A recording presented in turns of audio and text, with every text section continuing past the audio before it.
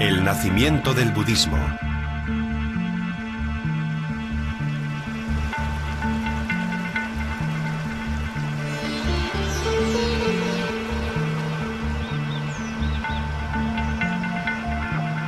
Hace 2500 años, en el norte de la India, un hombre estaba sentado a la orilla de un río, acompañado de sus discípulos. «Me muero», les dijo, en un tono completamente tranquilo. «No estéis tristes, todo lo que nace debe desaparecer. Os dejo mi palabra y mis enseñanzas». ¿Cuáles fueron las enseñanzas del hombre que se convirtió en Buda, en el iluminado? ¿Cuáles fueron aquellas palabras que resuenan desde entonces por toda Asia? Lumbini, el nacimiento. Los lugares que vieron nacer, vivir y morir al Buda histórico existen todavía. Son jardines y parques que mantienen la paz y tranquilidad de aquella época. Peregrinos de todo el mundo acuden a ellos para descubrir algo de ellos mismos.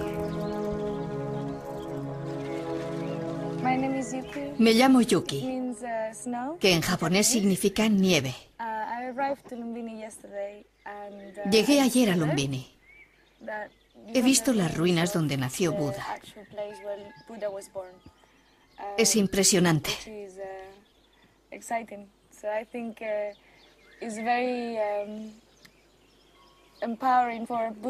Para los budistas es muy enriquecedor venir a vivir esta experiencia, porque en este lugar se reúnen budistas llegados de todas las partes del mundo. Nada conmueve más que ver los lugares donde nació y creció el joven Siddhartha. Debido a la familia y a la casta a las que pertenecía, estaba destinado a tener poder y prestigio. Su padre era gobernador de la República de Shakya. Siguiendo la tradición, su madre, al quedarse embarazada, emprendió viaje a su tierra natal para dar a luz, pero no llegó a tiempo a su destino. El hijo nació mientras estaba en camino, en el jardín florido Lumbini. En esta pequeña población del sur del Nepal todavía se puede ver ese jardín espléndido, en el que en la actualidad ondean innumerables banderas tibetanas. Basanta Vidari, director del centro arqueológico, supervisa el desarrollo de las investigaciones. Estamos en uno de los lugares más sagrados de la Tierra. Aquí nació Buda, el año 623 a.C. Es un refugio para las personas que buscan la paz espiritual.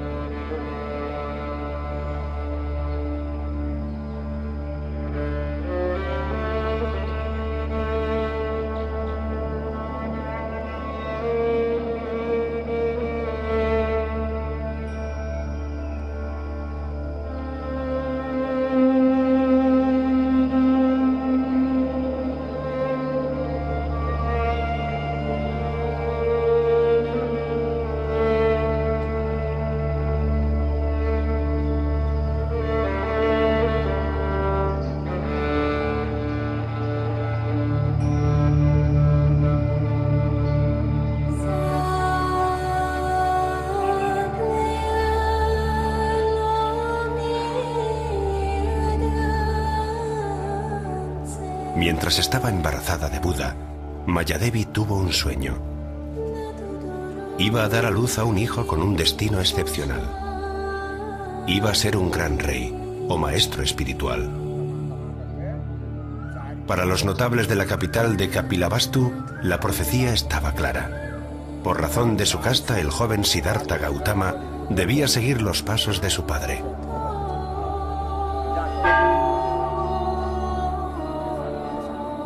Pero el niño no mostraba interés por la riqueza ni el poder. Prefería escuchar a los ermitaños y a los filósofos errantes que vivían fuera de la ciudad.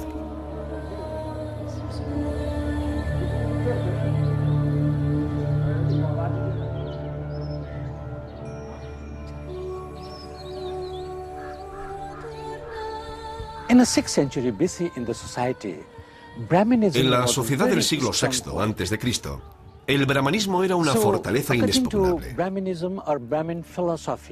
Según la filosofía brahman, el origen de los humanos era Dios, Brahma,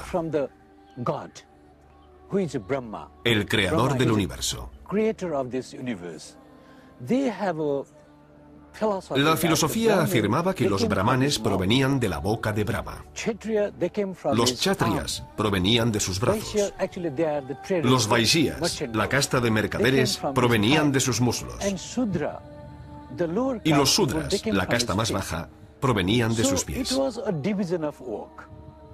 De hecho, se trataba de un reparto de las labores. El trabajo de los brahmanes era ocuparse de las labores religiosas. Los kshatriyas eran los guardianes de la sociedad.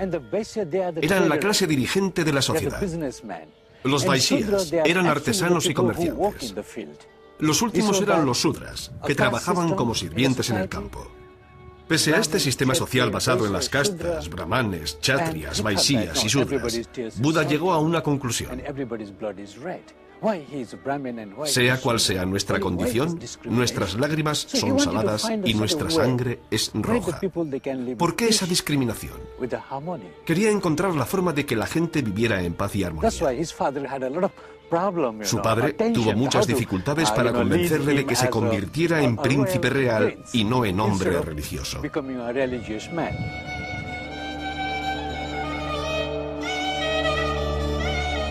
Informaron al gobernador de que su hijo pasaba más tiempo con los monjes que practicando sus habilidades de guerrero. Suddhodana se enfureció e hizo llamar a su hijo. «No te quiero volver a ver con esos sadhus», le dijo. «Debes vivir según tu casta. Quiero que te cases y que me des un heredero». Siddhartha sabía que tenía que abandonar el palacio. Pidió a su padre permiso para marcharse.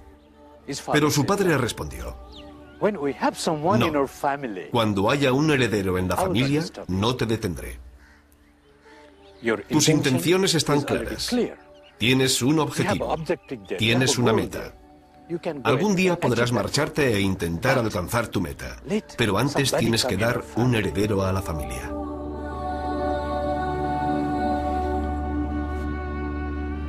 Siddhartha acató la voluntad de su padre. Se casó y esperó a que su esposa concebiera un hijo. Pero para entrar en la vida religiosa debía renunciar a todas sus responsabilidades sociales y familiares. Poco después de nacer su hijo, tomó una decisión conmovedora. Todo el que viene al mundo tiene que envejecer, enfermar y finalmente morir. Aunque después de la muerte deba regresar para tener otra vida. Renunció con determinación a su vida de príncipe. Hizo la promesa de que no regresaría a Kapilavastu hasta que encontrara el camino, la verdad, hasta que pusiera fin a la rueda de los renacimientos.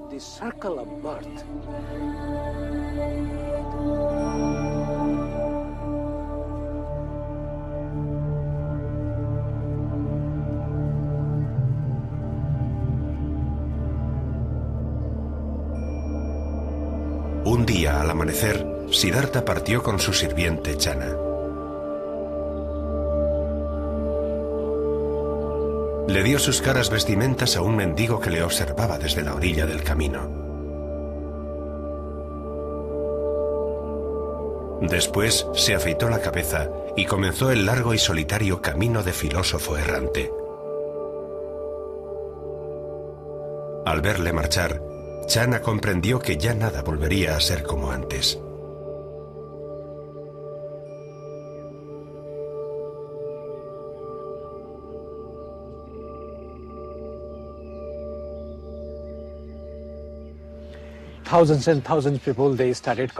Miles y miles de personas vienen aquí como peregrinos, igual que has hecho tú hoy.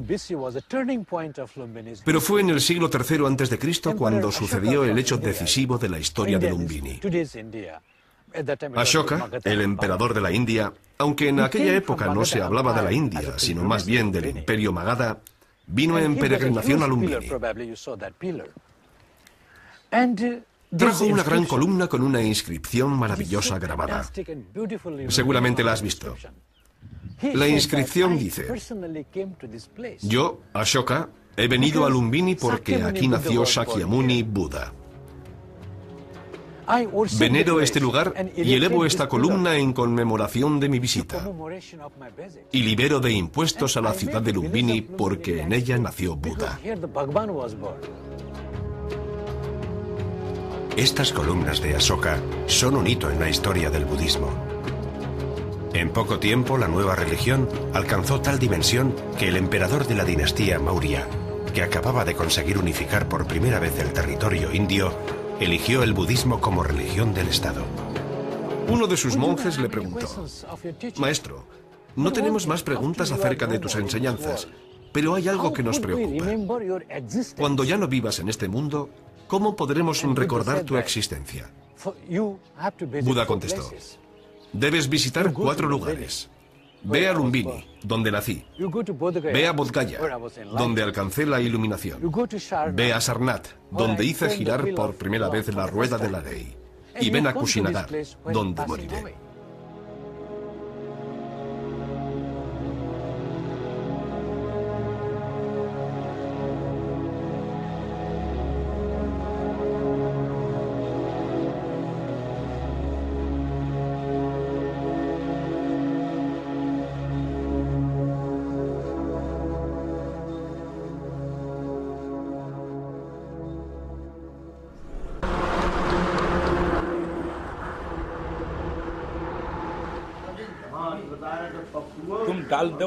Después de un viaje agotador por los ardientes y polvorientos caminos de la India, Dipayan está por fin a pocos kilómetros de su destino. Este joven budista de origen birmano dedica todo su tiempo libre a buscar la iluminación. Ha realizado un largo viaje para reunirse con los maestros de Bodh Gaya.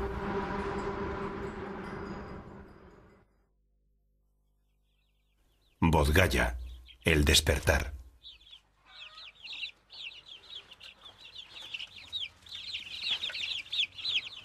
El recinto del gran templo de Bodh Gaya representa el corazón sagrado del budismo. En su interior se encuentra una de las estatuas de Buda más antiguas y más hermosas del mundo. El exterior es un lugar de meditación y oración, abierto a todos.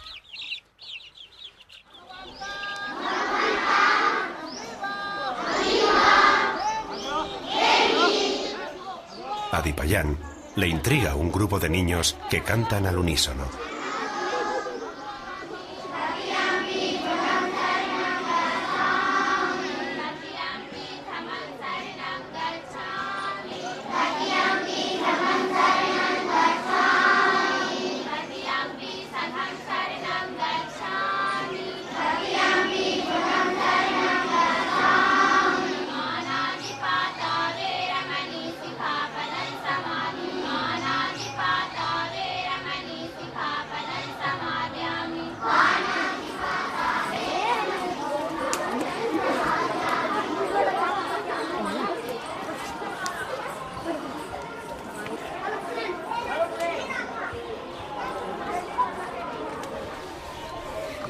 Buenos días. ¿Es usted el responsable de los niños? Sí, así es. ¿Son de algún monasterio?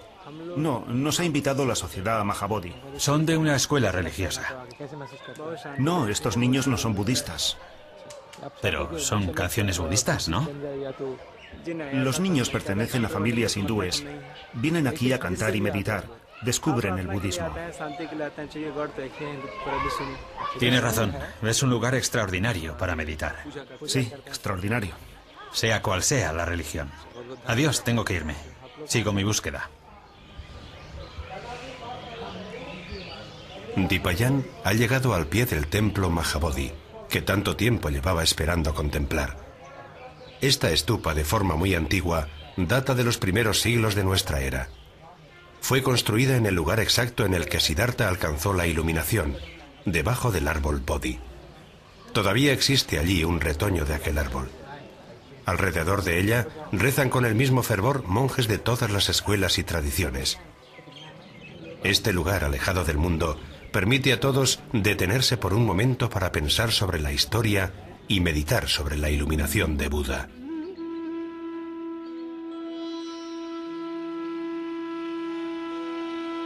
Durante 6 años, Siddhartha y sus 5 discípulos practicaron el ascetismo más absoluto. Pero los ayunos y las mortificaciones no dejaban satisfecho a Siddhartha. Un día, una joven campesina llamada Suyata acudió con una ofrenda para el dios del árbol bajo el que estaba meditando Siddhartha.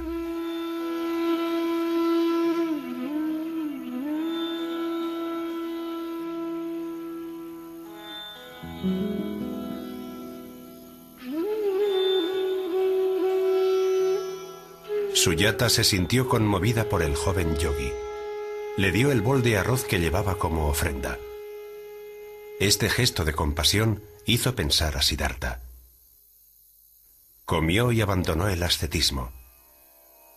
Lejos de sus discípulos y apartado de la tradición hindú, previó la posibilidad de un camino original, más allá del cuerpo y del sufrimiento. Durante la primera parte de la noche le visitó Mara, el demonio del deseo y de la muerte. Mara intentó convencerle de que abandonara su búsqueda espiritual y practicara sacrificios rituales para adquirir méritos personales. Siddhartha tocó la tierra con la mano y la tomó como testigo de que ya no necesitaba esos méritos. En la segunda parte de la noche profundizó en la meditación y fue consciente de sus vidas anteriores. Conociendo las encarnaciones pasadas y futuras de todos los seres vivos, percibió los obstáculos y los sufrimientos que las caracterizaban. Al amanecer, alcanzó la iluminación y se convirtió en Buda, el iluminado.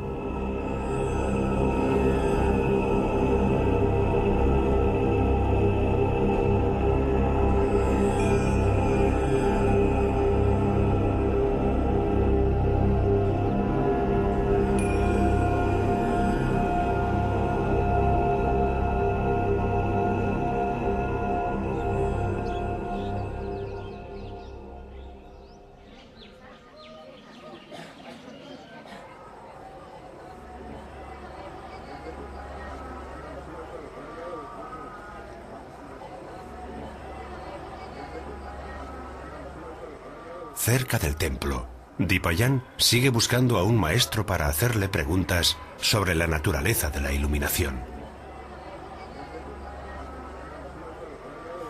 Encuentra a un viejo monje que le aconseja que vuelva 3 días más tarde, durante la luna llena de Vaisak.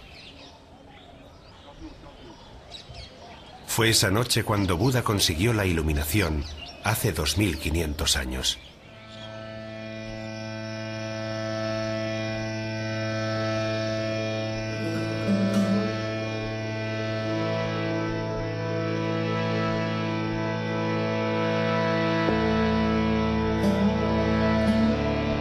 Siguiendo el consejo del monje, Dipayan regresa para ese acontecimiento especial. Conoce a Bhante Varsambodhi.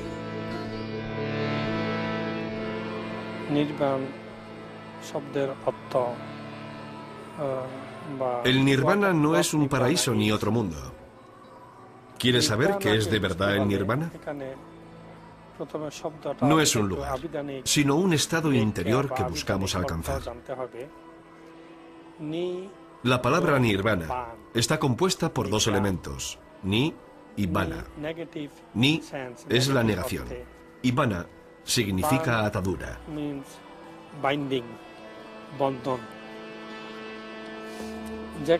Nirvana significa literalmente ausencia de ataduras. Dentro de nosotros arden constantemente 3 fuegos. Uno es el apego a las cosas. Los otros 2 son el odio y la ignorancia. Para liberarnos de esos fuegos, debemos crear un vacío, libre de toda existencia física y mental. Con frecuencia se llama al budismo la religión del vacío. Este vacío se refiere a la extinción del ego. Durante la meditación, nuestras barreras desaparecen. Nuestra mente permanece en calma y serena. Pero antes de alcanzar ese estado, debemos liberarnos del deseo, la cólera y la ignorancia. Requiere años de práctica. Eso es el nirvana.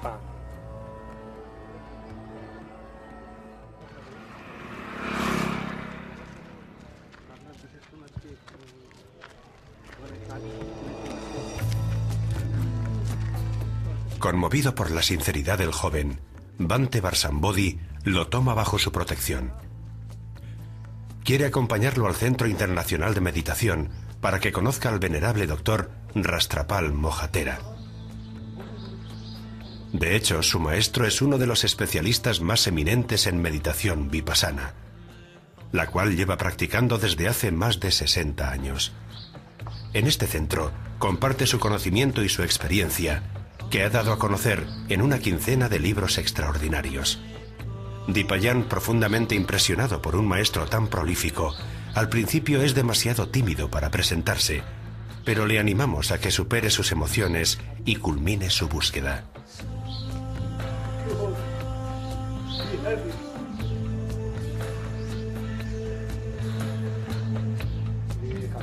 Mi familia es originaria de Birmania. Yo soy de Calcuta. Me siento muy feliz de conocerlo. Me gustaría hacerle algunas preguntas sobre la meditación vipassana.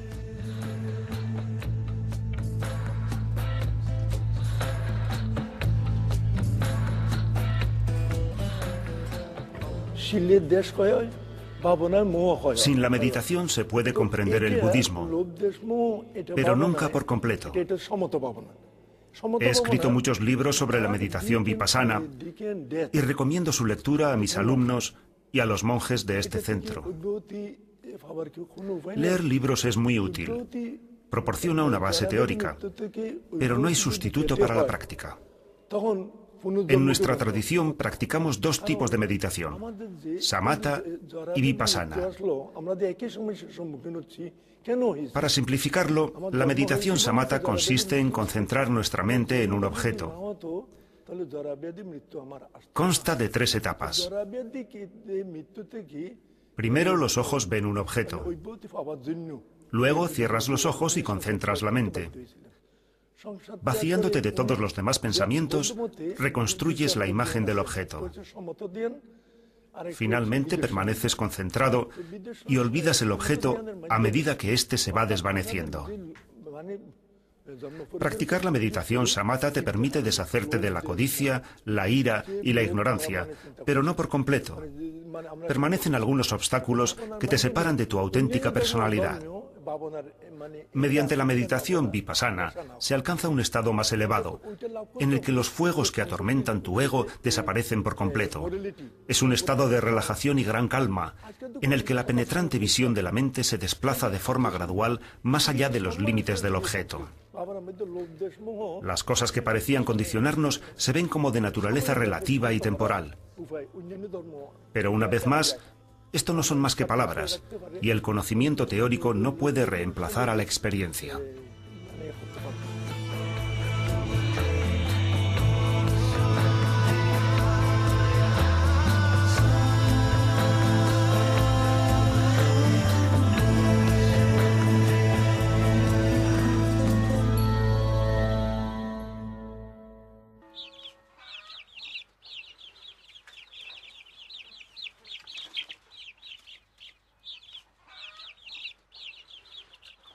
Sarnath, las primeras enseñanzas. En el parque Sarnath, a pocos kilómetros de Benarés, se alza la Stupa Dhammik, un monumento que indica el lugar que eligió Buda después de alcanzar la iluminación para enseñar a los demás el camino espiritual que había descubierto. Los budistas dicen que en este lugar puso en marcha la rueda del Dharma, la rueda de la doctrina. Me llamo Cristian, soy belga y hace 3 años que practico el budismo. He tenido la oportunidad de venir a la India, de, digamos, volver a mis raíces.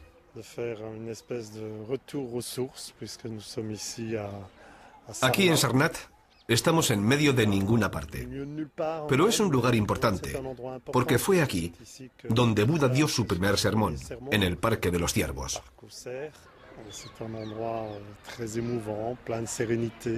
Es un lugar muy emotivo, lleno de serenidad. Pero encontrar este lugar sereno tiene su precio. Hay que atravesar la India caótica, ardiente y desorganizada. Aunque vale la pena. Una vez que estás aquí, recibes la recompensa. Te sientes verdaderamente en casa, como diría mi maestro Thich Nhat Hanh.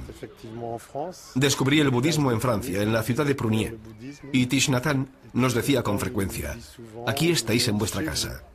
Aquí me siento en casa.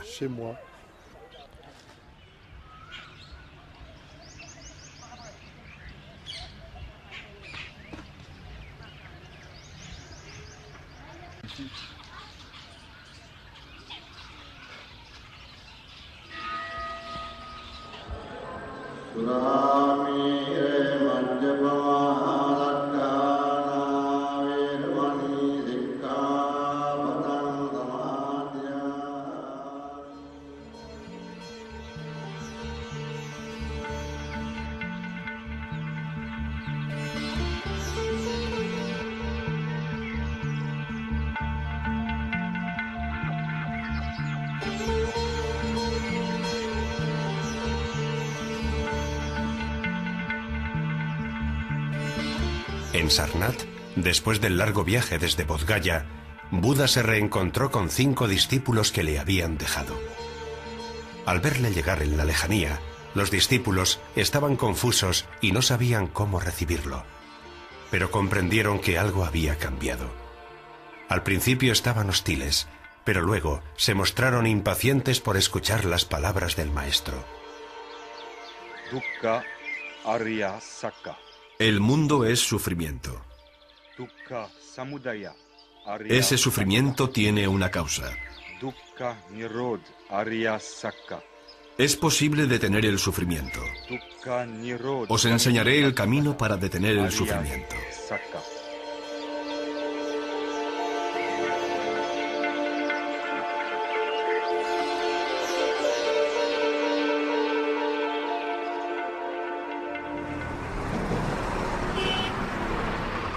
Durante su visita a Sarnath, Christian tiene la oportunidad de conocer a un maestro del templo Taji, que está muy cerca.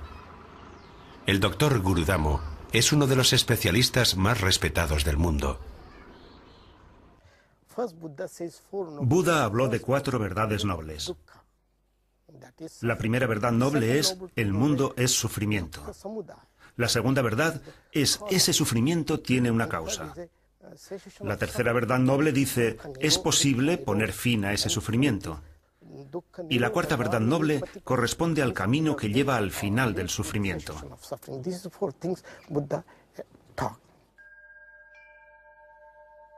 Las 4 verdades nobles: el sufrimiento, la causa del sufrimiento, el fin del sufrimiento, el óctuple sendero. ¿Qué significa la palabra dukkha? En la vida hay 4 etapas. La primera, el nacimiento, que es sufrimiento. Luego viene la enfermedad, que también es sufrimiento. Luego la vejez, que naturalmente es sufrimiento.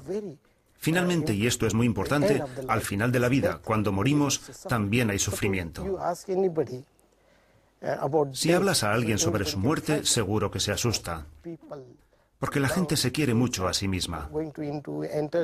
Al hacerte anciano, el pelo se te vuelve blanco, pierdes los dientes, se te arruga la piel y ves peor. Cuando hablamos de la muerte, todos se asustan, hombres y mujeres. Eso crea sufrimiento. Buda habló de estas etapas que forman la vida de todo ser humano, diciendo: siempre sufres. Imagina que 2 personas que viven juntas, que están muy unidas, como una madre y su hijo, un marido y su esposa, un padre, una madre, ese tipo de relación. Si una muere, la otra sufre. Todas estas cosas nos hacen infelices. Eso es el sufrimiento.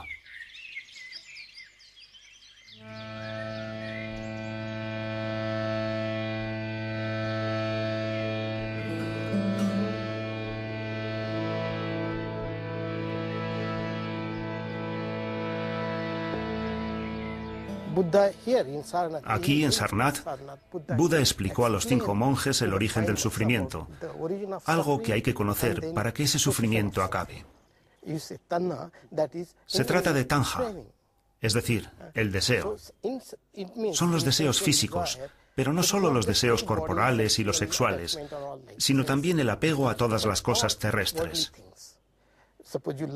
Supongamos que te gustan los coches o cualquier otra cosa. Si no obtienes eso que quieres, sufres. De igual forma, podemos tener la esperanza de renacer en una vida mejor. Creemos en eso. Piensas, por ejemplo, quizá en la siguiente vida seré rico o una persona importante. Tendré mucho dinero, tendré un montón de cosas, tendré una vida estupenda. Una vez más, eso crea un deseo material. Por eso decía Buda que la causa de dukkha, el sufrimiento, es tanha, el deseo.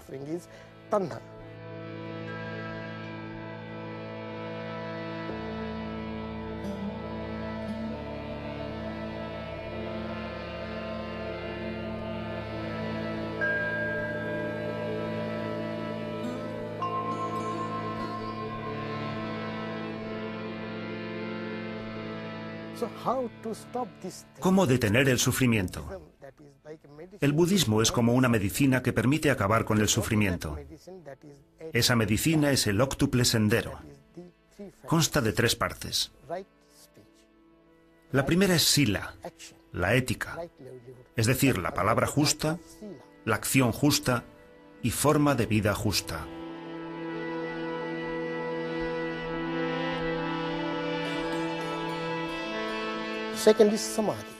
La segunda es samadhi, meditación o concentración.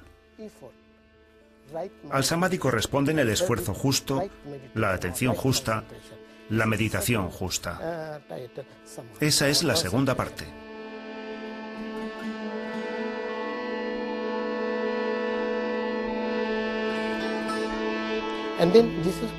Y finalmente paña, que quiere decir conocimiento. Es la comprensión justa y la intención justa.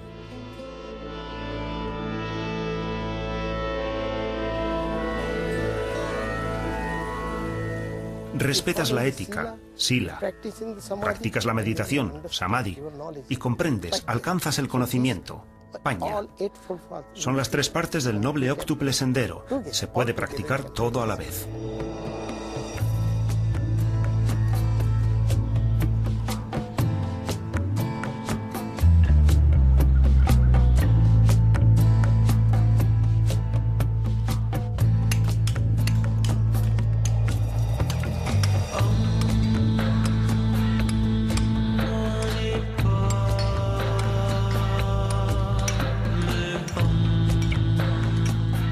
Sarnath es sin duda el punto de partida del budismo.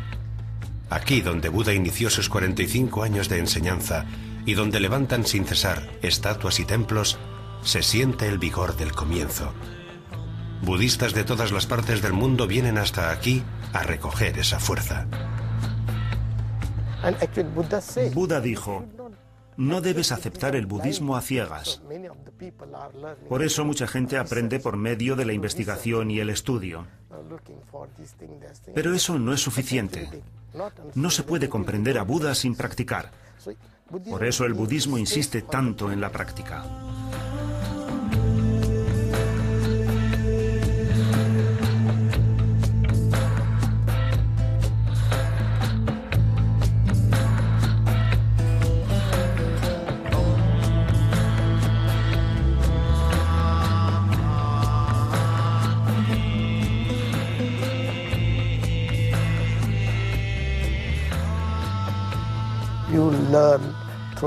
Sabes por los libros o por la radio que Sarnath es una maravilla, pero sin embargo no la has visto de verdad.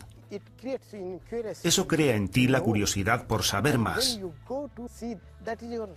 Cuando llegas y la ves, vives una experiencia real. Puedes tocar los muros y sentir emociones de inmediato. Conocer el budismo y vivir el budismo son 2 cosas diferentes. Cuando practicas el budismo, comprendes qué es la felicidad.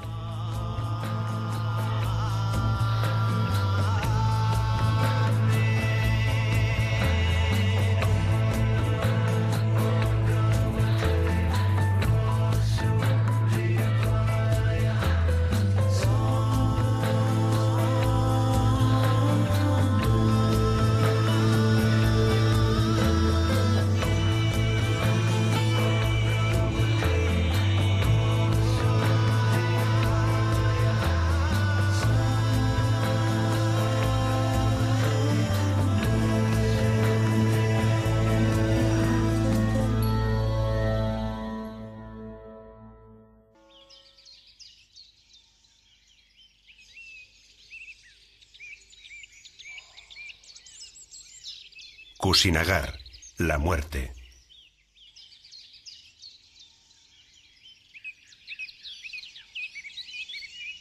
Jacek y Miriam son budistas polacos, seguidores del budismo tibetano, Kagyupa.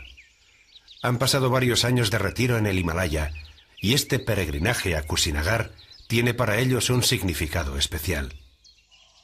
Hubo momentos difíciles en mi vida que me llevaron a desapegarme de las cosas.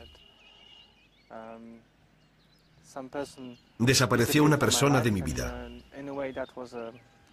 Fue el momento más duro de mi existencia. En momentos como ese te das cuenta de que lo que Buda enseña sobre el sufrimiento es verdad. Nada es permanente. Todo lo que se une acaba por disgregarse y desaparecer.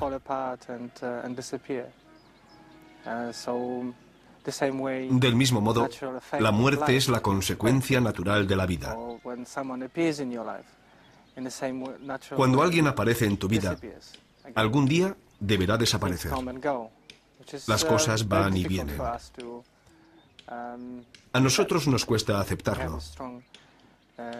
Tenemos una especie de ansia interior, sobre todo en lo referente a las cosas que queremos, a las personas que amamos, que respetamos o que simplemente son importantes en nuestras vidas.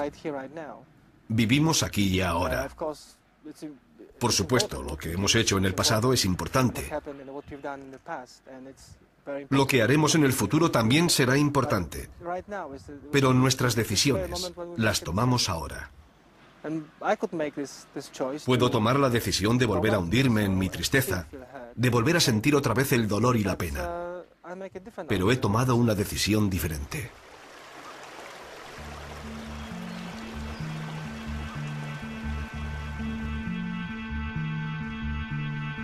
Durante los 45 años siguientes al sermón de Sarnath, Buda recorrió sin descanso una amplia zona de esta región del norte de la India. Su comunidad estaba formada por varios millones de monjes. A la edad de 80 años, comunicó a sus discípulos que estaba a punto de morir. Como todas las mañanas, los monjes salieron a mendigar alimento. El maestro aceptó la invitación de un herrero llamado Kunda, pero prohibió a su discípulo Ananda compartir la comida.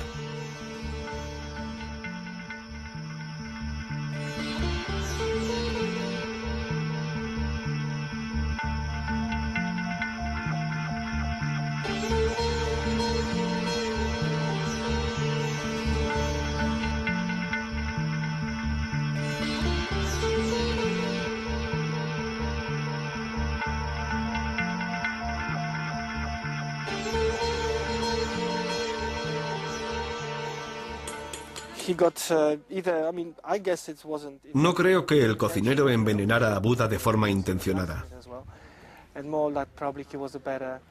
Seguramente era mejor herrero que cocinero. En aquella época era igual de fácil sufrir una intoxicación alimentaria en la India. Pero ahora hay muchas más posibilidades de sobrevivir. Buda no tuvo esa suerte. En aquellos tiempos no existían los antibióticos. Cuando estaba a punto de morir, declaró que todas las cosas útiles que podía hacer por los seres vivos las había hecho ya en esos 45 años. Había agotado su cuerpo. En este lugar dijo lo siguiente: mi enseñanza ha terminado. No he guardado nada en mi mano.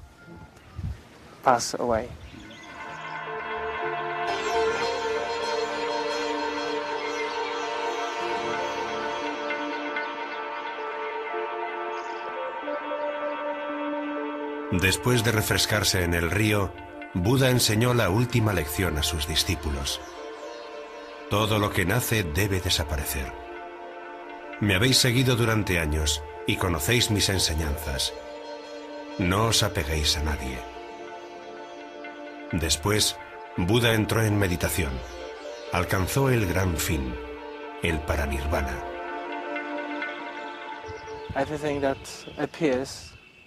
Todo lo que nace debe desaparecer. Fue una de las últimas cosas que dijo Buda. Todo pasa. Creo que él, siendo Buda, podía haber alargado su vida, pero no lo hizo.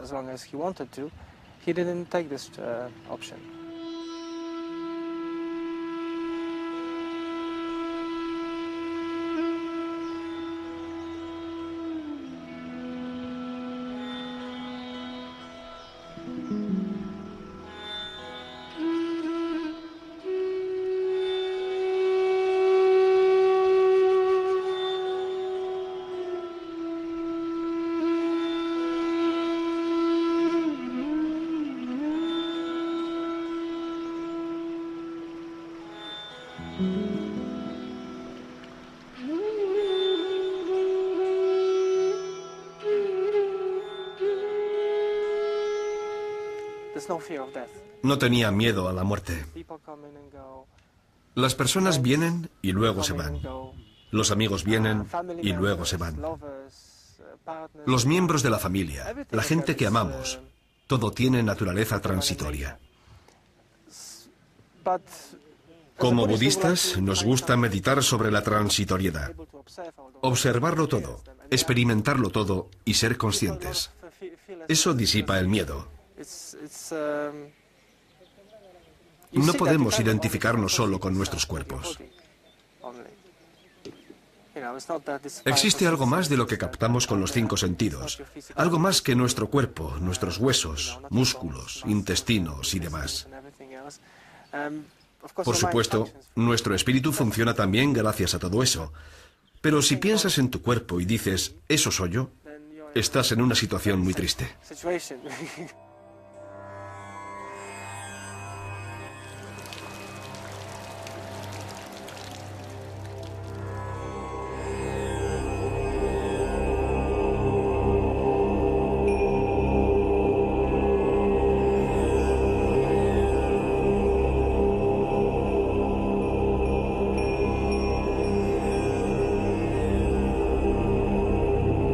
Epílogo. La juventud del budismo.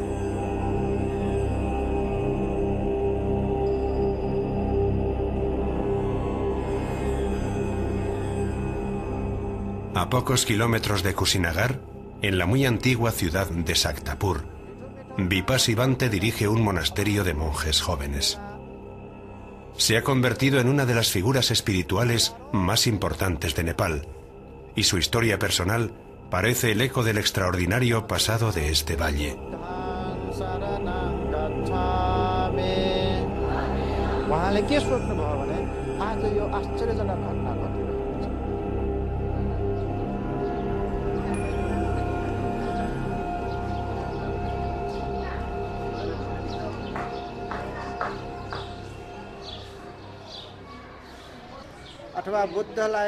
Cuando Buda murió, su cuerpo fue quemado, siguiendo la tradición. Sus cenizas se colocaron en urnas funerarias, algunas de las cuales se conservan todavía. Llevan esta inscripción. Esta urna contiene las reliquias del Buda bienaventurado del clan Shakya. Luego los budistas construyeron grandes monumentos religiosos a imagen de las antiguas estupas y colocaron dentro reliquias de los grandes maestros. Por eso las estupas se han convertido en el centro de los lugares budistas.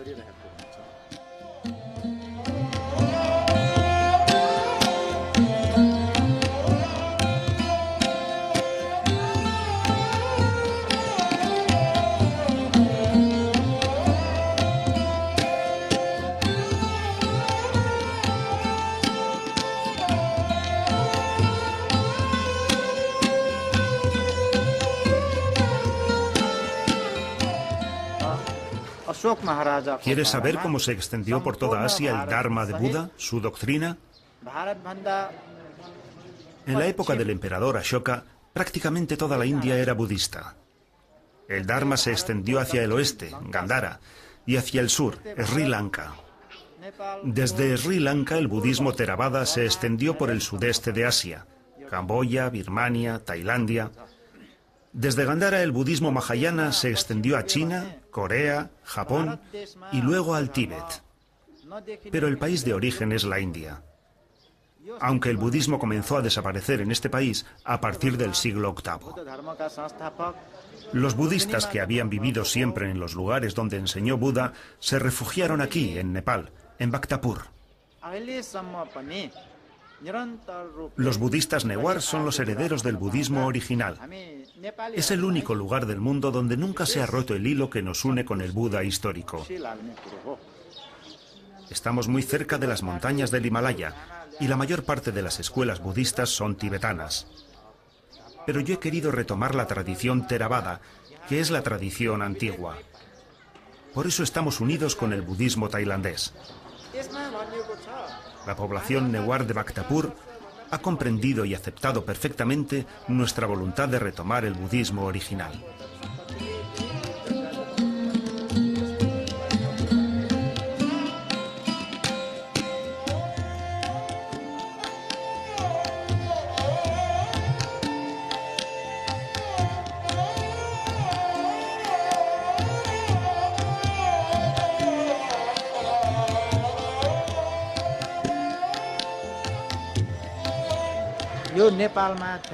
El budismo Theravada ha renacido en Nepal y todo el mundo está contento. Tenemos ya una treintena de monjes jóvenes que vienen de todas partes de Nepal. Sé que con los años seremos más y más numerosos. Recibo muchas peticiones de familias, pero somos muy cautelosos. Ante todo es una escuela. Alentamos el desarrollo y la felicidad de cada individuo.